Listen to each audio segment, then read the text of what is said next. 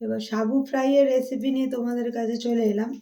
তা আজকে সোমবার আমি এইটাই খাবো, আর এই জন্য রেসিপিটাও তোমাদের সঙ্গে একটু শেয়ার করব। তা দেখো, এখানে কড়াটা গরম হয়ে গেছে, আমি একটু গোটা গরম মশলা অল্প থেতো করা ছিল দিয়ে দিলাম। এটা আমি ঘিতে করছি, তোমরা সাদা তেলেও করতে পারো। ছোটো ছোটো করে আমি আলু কেটে রেখেছি, তো এইগুলো ঘিয়ের ওপর দিয়ে দিলাম। অল্প নুন হলুদ দিয়ে দেবো।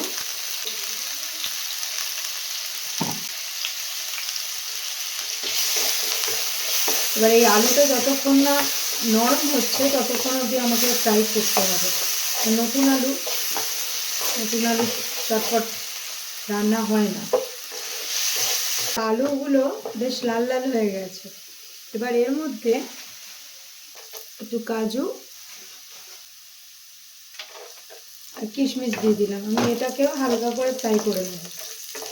পোলাও যেহেতু একটু মিষ্টি মিষ্টি হবে, তোমরা এখানে যারা একটু ঝাল পছন্দ করো তারা এখানে একটু শুকনো লঙ্কা ছিঁড়েও দিতে পারো, আমি দিইনি।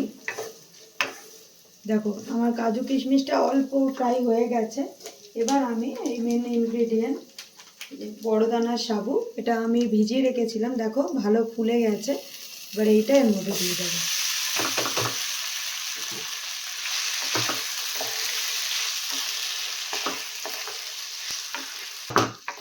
সাবুটা তো পুরোপুরি ভিজেই আছে, নরম হয়ে আছে। এবার আমি নুন মিষ্টিটা পরিমাণ মতো এর মধ্যে দিয়ে দেবো।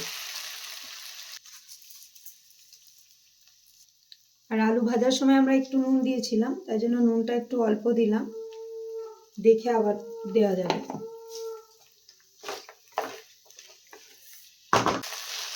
আঁচ বাড়িয়ে কমিয়ে ভাজতে হবে, কিন্তু সাবু তো একটু লেগে যাওয়ার টেন্ডেন্সি আছে, তো যার জন্য আমি একটু আঁচ বাড়িয়ে কমিয়ে ভাজা ভাজা করছি।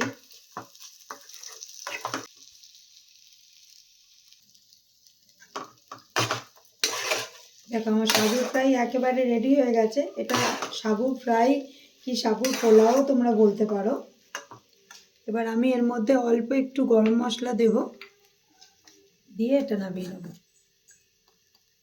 খুবই সামান্য গরম মশলা দিলাম।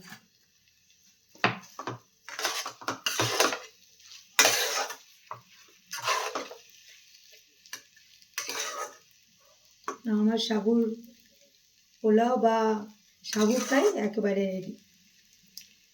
তোমরা অবশ্যই রেসিপিটা ট্রাই করবে, করে আমাকে জানাবে এটা কেমন হলো। টাটা।